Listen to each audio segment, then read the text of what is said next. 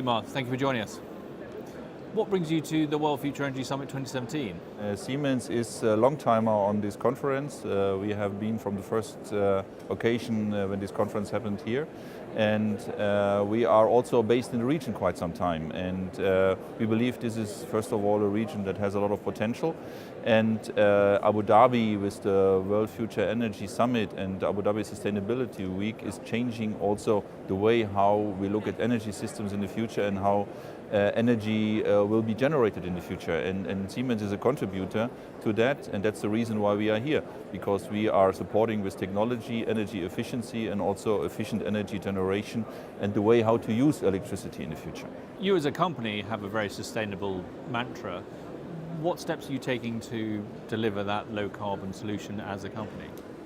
As a company, we have in COP21 in Paris and then also lately now in Morocco, we have agreed to decarbonize our company, actually. And the goals that we set ourselves internally were to 2020, we want to be half of the emissions that we had in 2014, and 2030 we want to be completely CO2 neutral with all our operations globally.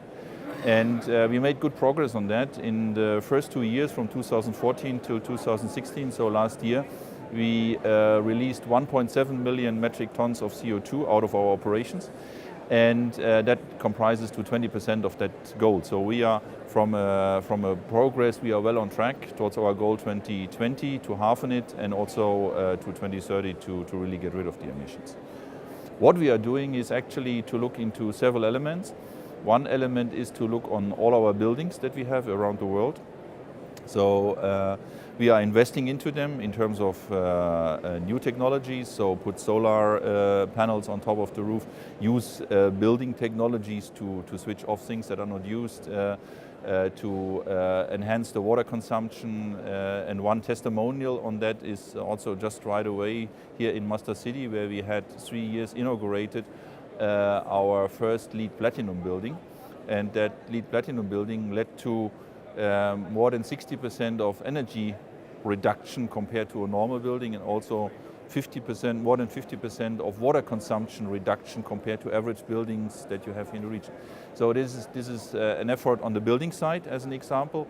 When you then look into our company on a global scale, we also look into decentralized energy generation, as mentioned, with panels, solar panels, but also with low carbon gas power plants that we are using to run our operations in factories. And similarly, we are looking also to decarbonize the usage of cars and the car fleets that we have in the company.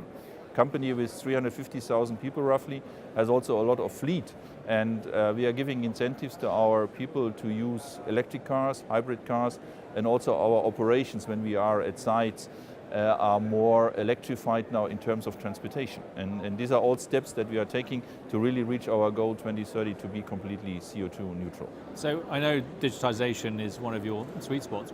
What's most exciting about that part of the story? Digitalization is, I believe, changing the world. We are seeing that in our private life already every day.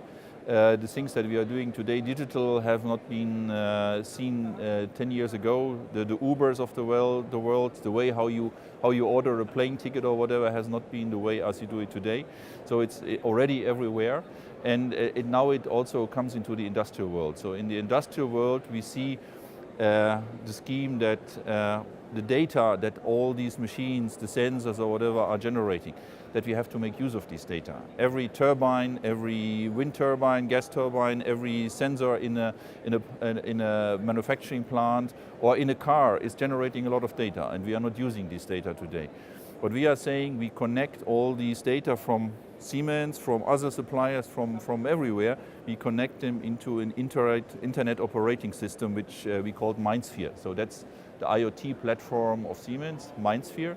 And this MindSphere is an open platform where you have then applications to use this data, first of all to visualize the data, to see the data, but also to optimize them. And we have just recently announced also a cooperation with IBM Watson, where we put on top of MindSphere now applications which are then starting to optimize with the data that you collect from your site, from your plant, and optimize the operations based on this operational data that you have. Very important in digitalization, and that's what we've seen in all our discussions with the customers, is data security. Because every customer sees that this data is a very essential asset of the particular customer. And they want to have that in a secure place. So our solution that we offer there, MindSphere, is very much geared up to do it either in a private cloud, so you can do it in your company premises, in your data storage that you are running. You can use providers for that, or it can be set up for you as you like it. And that's very important, especially for customers here in this region, in the oil and gas industry, which have high content information in these data streams, and they don't want to have anybody looking into these data streams, especially when it goes to optimization. Where are you in the development cycle of MindSphere? MindSphere is an application that is released, so the platform, the operating system as we call it, is there. It's practically like, we know from Microsoft, an operating system, and it connects all these data, and we have the applications on top of that also, so they are available, and now it's industrialized into all the various industries. And that is what's happening by us, but we have an open platform. This is something that we do together with partners. So this is an invitation to many companies, small startups that have new ideas, big companies and others, or companies that want to work with MindSphere on their own to do applications on top of that, because they think they can develop things on top. It's an open platform, it's not a closed shop system, it's really open. So are you going through a period of learning, or are you waiting for app developers to go into that ecosystem? The Internet of Things and digitalization, I think, is for the whole world, industrial world, at the beginning at the moment. It's no way that everybody can say this is already in a specific industry completely mature. I think we see a lot of development, and that's the reason why we have chosen also to build MindSphere as a platform, which develops also over time. So if you invest now into MindSphere, you can be sure that you also in the next 10, 15 years, that the system always will be continued and upgraded and renewed. That this is not something that has just the functionality of today, and in the future you are standing alone and you have to buy a new system. That's very essential, because you are laying now the foundation for your future data usage and data optimization in the world. What are the generation outlook in the Mena region? When you look to the power generation, we have forecasted that till 2030, based on the current consumption plus all the energy preservation measures that are happening now, that we see 250 gigawatt plus till 2030. That means that we have more than 60% growth from today's world. The main reason for that is that also we are going into different industries. We are walking away from just pure power generation for electricity consumption in households. There's a lot of energy intensive industries that will be built up. ADNOC, for example, they announced that they will heavily invest into petrochemical processes that needs energy also. So there will be new energy consumers coming up, which leads to different manufacturing scenarios in the various countries, and that needs a lot of electricity also in the future. So we will see a trend that gas turbines will rise, but on the same token we will see also that renewables will evolve even more in the future. And our prediction is that the power generation mix in the future will be roughly 2/3, 1/3, I would say. That you say 2/3 is still on gas, running as base load, and 1/3 is running completely on renewable, which is a huge step from where we are today in the Middle East, maybe in the whole world, to where we should go. What does the future hold for Siemens in the Middle East? These countries in the Middle East are all diversifying into different industries, and they also go into manufacturing industries, and Siemens has also a lot of technology which we can provide there.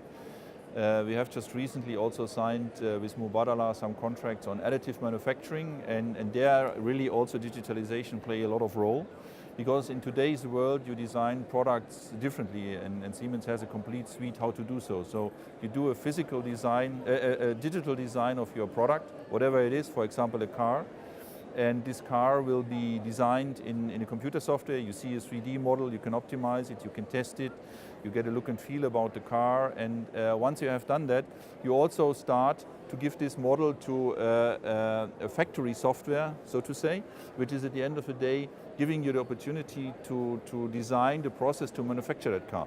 And you can de-bottleneck now in this software already all the things that you usually have done in the physical representation of a factory. So the historical design was, your car was designed, you build a factory, and then you found out I need to do things different. The robo need to be at a different place, the worker need to be placed different, I need 2 or 3 workers to do it. All these things can be simulated today, and that's software that Siemens has today. And we simulate the process how to manufacture this car. And once this is all done, you have a digital twin of your product, and you have a digital twin of the production line, how to manufacture this car. And this gives you a lot of time gain and also a lot of cost gain, because the time will shrink dramatically. Just one example from Maserati, we have shrunken the time to market for them from an original car design of more than 3 years to now 16 months when they can produce the car.